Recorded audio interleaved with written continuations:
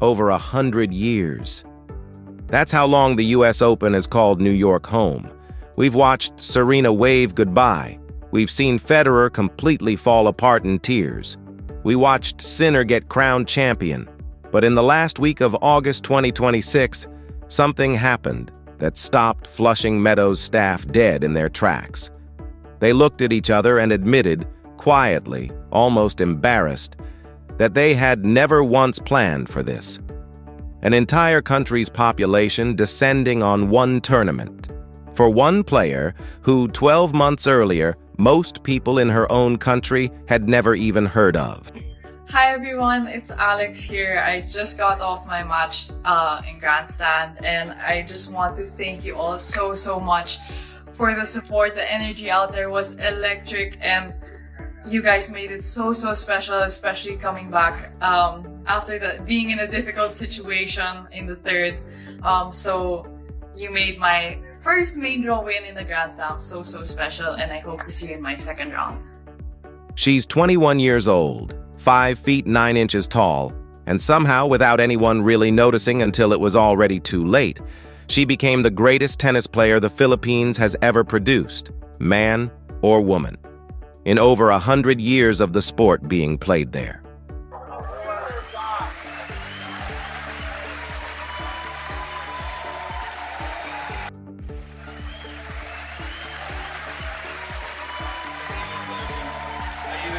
Creating more history this year.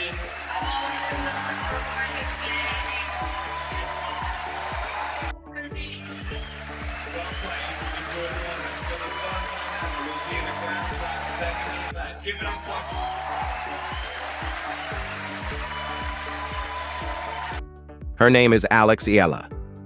And this is the story of how one young woman from a country with almost no tennis infrastructure rewrote record books, flipped ticket sales upside down, and forced one of the most powerful tournaments on the planet to sit back and admit it simply wasn't ready for her.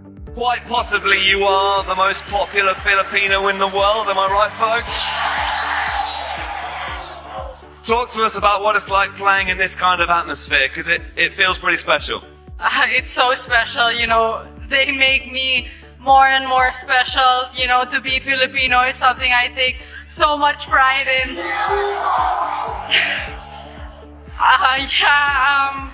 And you know, I don't have a home tournament, so to be able to have this community here at the US Open, like, I'm so grateful that they made me feel like I'm home. Yeah. Have you ever stopped to think about what it actually takes for one athlete to completely change a country's relationship with a sport? Not gradually, not over decades, but almost overnight? Because that's exactly what's happening here. And in the next few minutes, you're going to see why veteran broadcasters, people who've covered sports for 30 years, are calling this the best sports story of 2026. You'll hear why a 4-time Grand Slam champion said, "Eala has aura." You'll find out why the president of the Philippines personally called her to the palace, the highest ranking any Filipino tennis player, or any Southeast Asian player for that matter, male or female, has ever reached in WTA Tour history. And when you start listing what that number actually represents, it gets almost hard to believe. She's the first Filipino to break into the world's top 20, the first to defeat a top 10 opponent, the first to reach the 4th round of a Grand Slam, the first to make a WTA 1000 semi-final, and the first, and so far the only, Filipino to win a WTA Tour singles title, which she did this past month in Washington, D.C. Now here's how deep this drought actually ran. You'd have to rewind all the way back to 1988 to find the last time Philippine tennis genuinely mattered on a world stage, when the national Davis Cup team had a run that briefly put the country on the radar. After that, nearly 3 decades of silence, no majors, no top 100 rankings, no real presence internationally. And keep in mind, this is a country where basketball, boxing, and volleyball aren't just popular, they're religion. Tennis was never supposed to be the sport that built a global star, but Eala didn't just end the drought. She turned a quiet curiosity into an outright national movement, and she did it faster than almost anyone in the modern history of women's tennis. Most players take 4 or 5 years to climb from the 130s into the top 20. She did it in under 2. Even her junior years were a hint of what was coming. Already the first Filipina to win a junior Grand Slam title, already ranked as high as number 2 in the junior world rankings. But what truly separates her from most junior prodigies? She didn't stall. She didn't plateau. She just kept climbing, year after year, until her results finally caught up to a hype that had been building since her teenage years training at the Rafael Nadal Academy in Mallorca. From a family with deep roots in Philippine sports and the resources to develop a child's talent at the highest level, Alex started playing at age 4 at Valle Verde Country Club in Pasig City. Her grandfather, Roberto Maniego, was her first tennis coach. He put her on the court, gave her balls, and he showed up to every practice. By 12, it was clear that she had outgrown everything the Philippines could offer her. So at 13, Alex and her brother moved to Mallorca, Spain, to train at the Rafa Nadal Academy, and she earned a full scholarship. But getting to that point, getting good enough to even be considered for a scholarship at a facility that charges $60,000 a year required years of private coaching, international tournament travel, and a family that could pay for all of it. 13 years old, halfway around the world, because the Philippines had no path to get her where she needed to. Of global attention the Federation had simply never experienced before.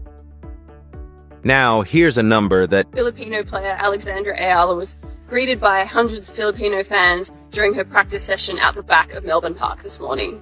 Eala is number 49 in the world, and she's really captivated the hearts and minds of the Filipino community here in Melbourne after she became the first Filipino player to win a Grand Slam match at the US Open in 2025. It's fair to say that most players would have found that scene a little confronting given the number of people who swarmed her for autographs and photos after her practice session, but she took it really well. She stopped to say hi to the fans, and then she left the practice court. tournament organizers put her first round match on court 6.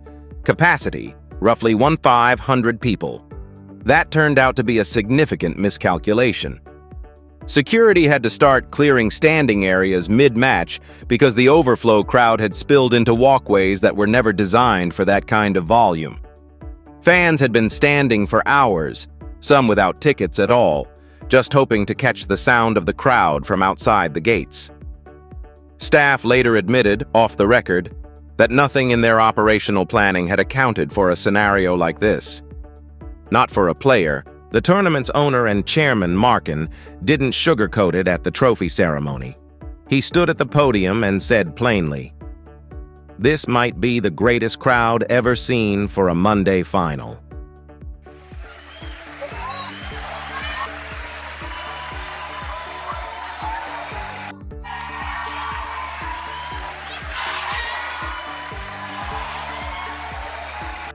And sit with that for a moment.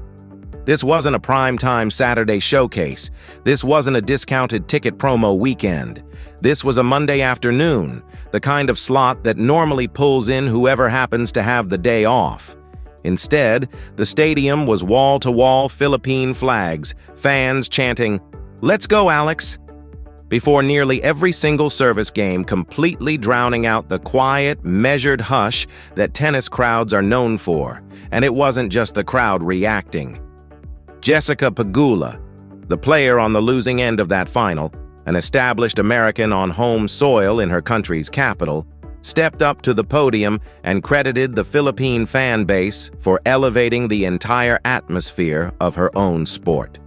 And nice to see how well she's handled all of the kind of fandom and stardom that's come with her being from the Philippines and how they've really embraced her. And it's crazy how she deals with it every single week, which just shows her maturity as a player and a person. So I have a lot of respect for her, and I like her a lot. I think she's a really nice girl, and it's cool to see what she's brought to the women's game. And she's great. That is not a throwaway compliment. That's one of the WTA's most respected Americans, standing in front of a crowd that was actively cheering against her, publicly acknowledging that a foreign fan base made the moment bigger than it would have been otherwise. And when Eala herself stepped to the microphone, she couldn't hold it together. The emotion was real. The moment was real. Is it like to be this popular everywhere around the world, even here in Washington? No, I think the question should be rephrased. It's what it's like to be Filipino. Salamat mga kababayan.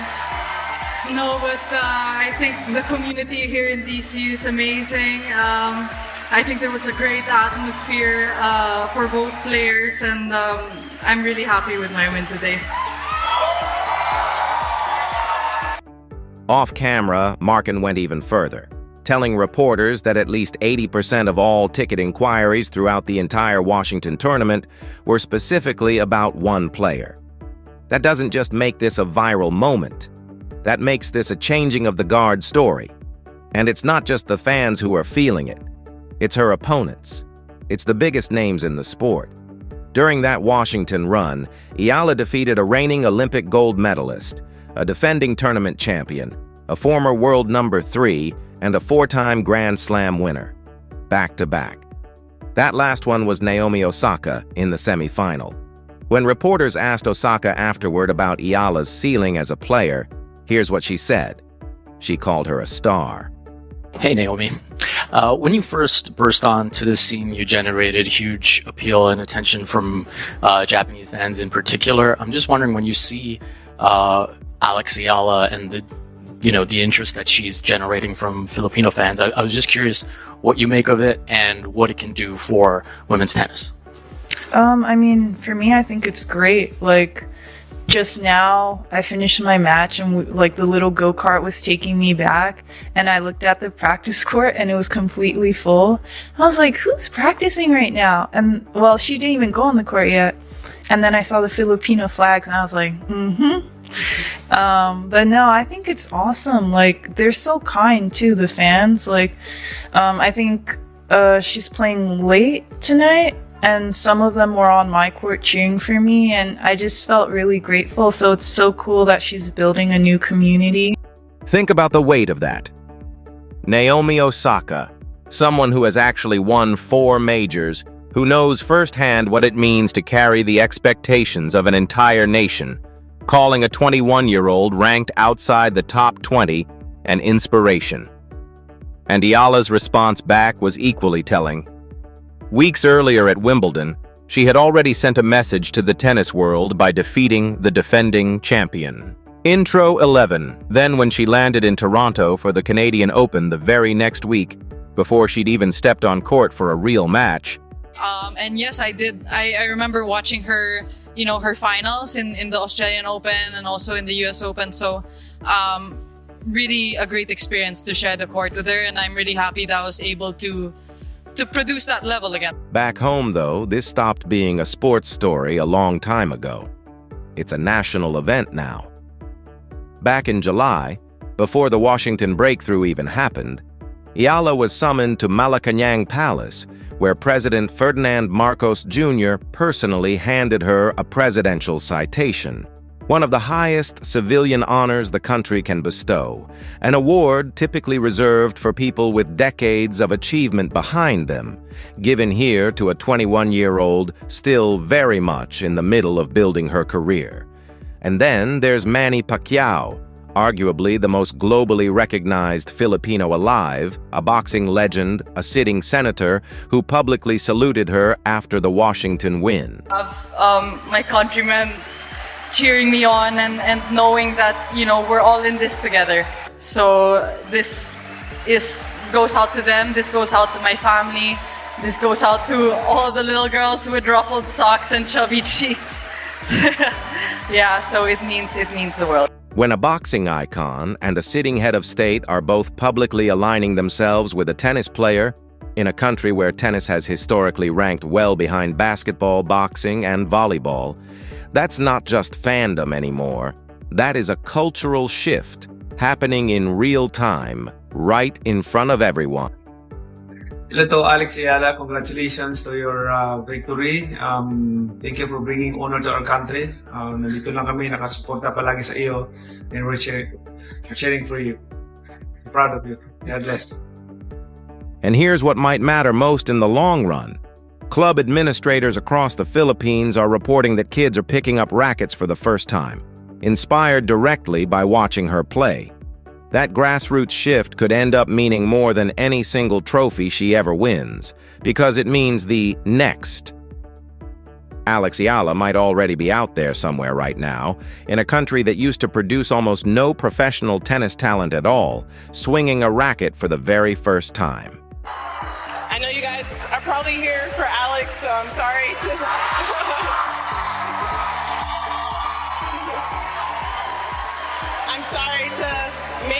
I'm sorry to make you wait, but if I'm not...